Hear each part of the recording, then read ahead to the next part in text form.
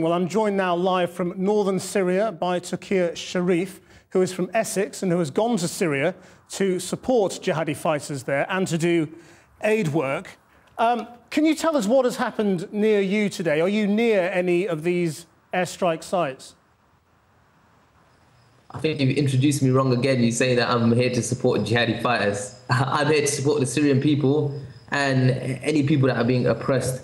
I think this is something that has been largely missed by all of the Western governments, and people are really only thinking about their own interests. We're speaking about ISIS targets being hit, but I'm in an area where the international community recognizes there is no ISIS presence. Yet there's been over 7 or 8 verified precise US airstrikes along with its allies.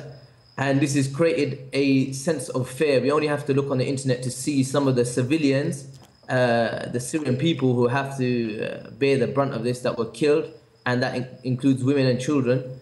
And now, instead of having to worry just about barrel bombs falling on their head, they have to worry about Tomahawk cruise missiles screaming above their heads. And do you know who has been hit?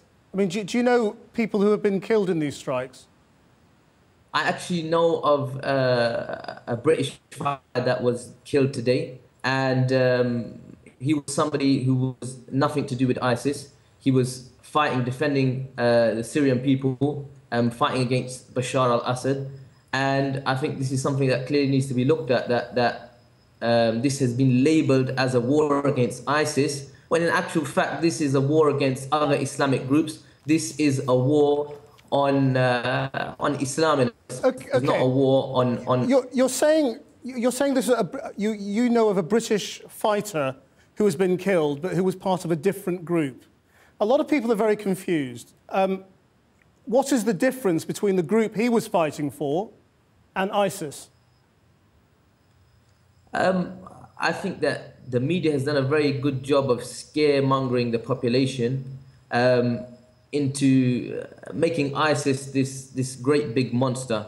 And we forgot about all of the international laws that Bashar al-Assad has committed. We've forgotten about... All right, but can you stick to the question? I mean, we're just trying to work out what is the difference between the groups who are being attacked now, where you are, and ISIS. Are they enemies of ISIS? Are they opposed to ISIS, or are they allies? Some of these people were actually fighting against ISIS. So obviously, we have to look at why these people are being killed. Some of these people are fighting against Bashar, and they were also fighting against ISIS. So at the end of the day, there's ulterior motives behind why certain groups are being targeted, and this is something that needs to be looked at. Well, America has said quite openly today that it's targeting those groups near you because they pose a direct threat to the United States. I think once again this is scaremongering. For 3 years, we've completely forgotten about the international laws that Bashar has broken. There's been proven chemical attacks here, and now we're talking about ISIS and these small groups. We're speaking about a group called Khorasan that nobody's ever heard of, and yet we've forgotten about all of the crimes that Bashar al-Assad has committed against the Syrian population. Now, look, that's a point you've made several times. I'm just trying to work out what these people that who you support, you know, what their position is with regard to America, because America says it's bombing them because they are a direct threat to America. Are you saying they pose no threat to America? Like I said to you, the majority of people, why is it that a year ago there was no foreign fighters speaking about attacking Britain or America or anything of this sort? It's because of our own foreign policy. Why is it now, because of certain media coverage, that we find that these stories are being blown out of proportion? Yeah. The majority of people that came here to fight came here to defend the Syrian people. Let me just ask you finally, I mean, the British government regards even what you're doing, even though you're not there to fight, they regard even what you're doing as very unwise and possibly even illegal. Do you plan to come back to Britain?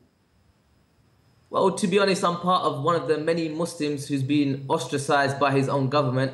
My daughter's been refused a passport. I have current harassment by the government. So at the end of the day, I came here to help the people, and I don't really have an intention of coming back. It would be nice to come back, but this kind of treatment by our own government, we forgot about Dr. Abbas Khan, Alan Henning now, the captive that is being held by ISIS. The government hasn't done anything to secure his release. So I think that Britain really needs to look about and think about its own citizens and its own foreign policy rather than what's going on in the ground here in Syria. Mr. Sharif, thank you very much for joining us from northern Syria. So just to reiterate, Mr. Sharif is claiming that a British citizen fighting in northern Syria has been killed in those American airstrikes in that region.